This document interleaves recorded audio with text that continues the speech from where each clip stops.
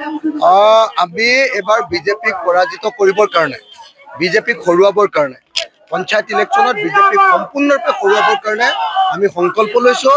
আৰু সেই সংকল্প অনুসৰি আমি যিকেইটা সিটত প্ৰতিদ্বন্দ্বিতা কৰিছোঁ তাত ৰাইজৰ দলক ভোট দিবলৈ কৈছোঁ, আৰু য'ত আমাৰ কেণ্ডিডেট নাই তাত কংগ্ৰেছক ভোট দিবলৈ কৈছোঁ। গতিকে আমি 2026 চনত বিজেপিক ব্ৰহ্মপুত্ৰত দলিয়াই পেলাম, আৰু পঞ্চায়ততো আমি য'ত য'ত কেণ্ডিডেট দিছোঁ তাত বিজেপিক হৰুৱাম আৰু হৰুৱাম।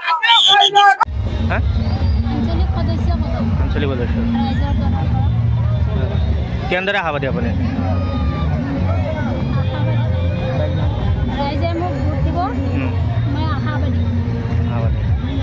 ৰাইজে আপোনাক ভোট দি যদি আপোনাক বিজয় সাব্যস্ত কৰে, আপুনি ৰাইজৰ বাবে প্ৰথম পদক্ষেপ কি হ'ব, কি কাম কৰিব?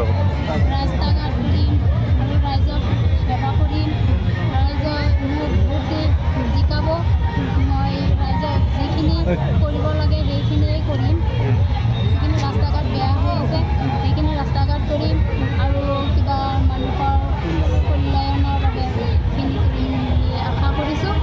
আমি আশাবাদী, ৰাইজে আমাক জিকাব, আমি সেইখিনিয়ে কৰিম বুলি আশা কৰিছোঁ।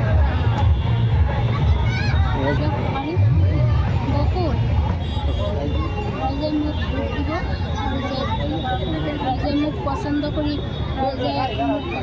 উঠিয়াই হৈছে। আপোনাৰ পঞ্চায়তত কিমান ভোট আছে? আমাৰ পঞ্চায়তত 9,500।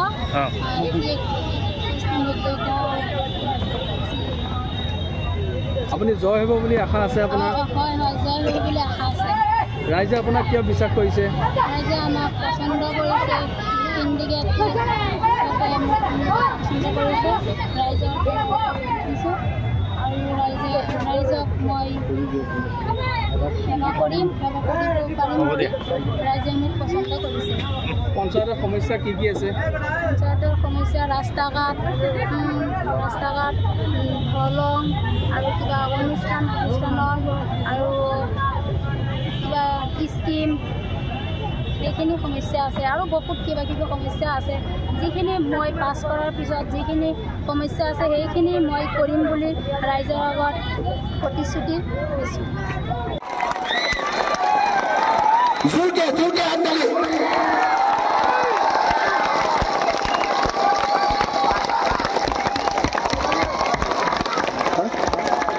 ৰাইজৰ দলে যদি চৰকাৰলৈ আহে, কংগ্ৰেছৰ লগতো যদি আহে, তেতিয়াহ'লে 4টা কাম কৰি দিম। 1, অসমৰ সকলো খেতিয়ককে মাটিৰ পট্টা দি দিম।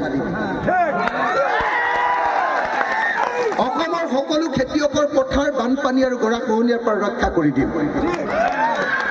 3, অসমৰ সকলো খেতিয়কৰ পথাৰত পানী যোগান দি দিম, জলসিঞ্চন পানী যোগান খেতি কৰিবলৈ। আৰু পানী যোগান দিওঁতে কোনোবাই যদি নিজে মেচিন লগাই পানী লগায়, তেতিয়াহ'লে মেচিনৰ খৰচটো, তাৰমানে ইলেক্ট্ৰিচিটি আৰু ডিজেলৰ খৰচ চৰকাৰৰ পৰা দি দিয়া হ'ব, বুজিছেনে?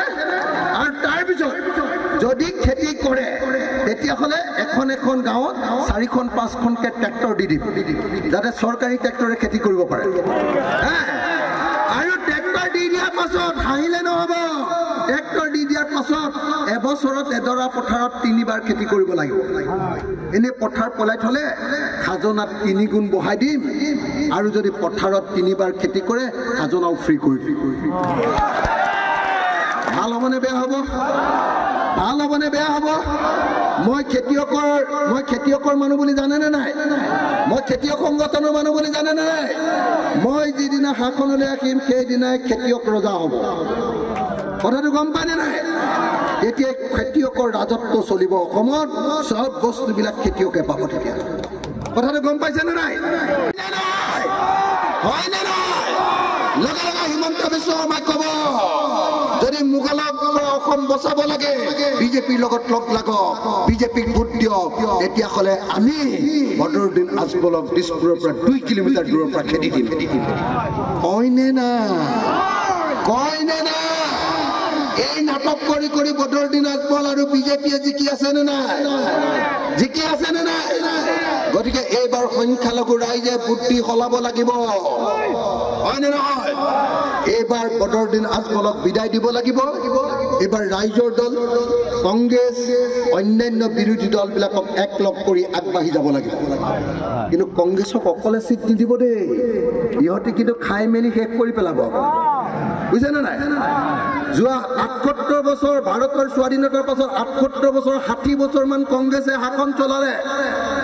৬০ বছৰ নহ'লেও ৫০ বছৰটো হ'বই। ৫০ বছৰ শাসন চলালে। যোৱা ৫০ বছৰত সংখ্যালঘু ৰাইজৰ কাৰণে কংগ্ৰেছে কি কৰিলে? মাটিৰ পট্টা দিলে নেকি? নদী ভঙনীয়া সমস্যাৰ সমাধান কৰি দিলে নেকি? বিদেশী সমস্যাৰ পৰা আপোনালোকক বচালে নেকি? কি দিলে? B voter. কি দিলে? কি দিলে? কি দিলে? B voter. সেইকাৰণে মই আপোনালোকক একদম স্পষ্টকে কৈ দিছো যে অকলে কংগ্ৰেছক নিজিকাব, কংগ্ৰেছৰ লগত অখিল গগৈক দি দিয়ক, বুজিছেনে নাই? এতিয়া অখিল গগৈক দেখিলে হিমন্তৰ কলিজাটো উৰি যাওঁ কৰে, হয়নে নহয়? যদি কংগ্ৰেছে চৰকাৰ কৰে, গৌৰৱ গগৈ বা ভূপেন বৰা যদি চিফ মিনিষ্টাৰ হয়, লগত যদি অখিল গগৈ থাকে, এতিয়া সিহঁতিও ২ নম্বৰী কৰিবলৈ সাহস নকৰিব। হয়নে নহয়? হয়নে নহয়? মই আপোনালোকক প্ৰতিশ্ৰুতি দিছো, যদি আপোনালোকে ২৬ চনত এইবাৰ এটা MLA আছো, এটা MLA, হয়নে নহয়? মই অকলে, মই এটা MLA হিমন্তক ঘাটে ঘাটে পানী খুৱাই দিওঁ, হয়নে নহয়? গতিয়ে পানী খুৱাই দিওঁ। এইবাৰ যদি ২০টা MLA জিকাব পাৰো নহয়, বিধানসভাত যোনে নাথাকক, লাগিলে বিধানসভাত সদায় ভূমিকম্প হৈ থাকিব, ভূমিকম্প।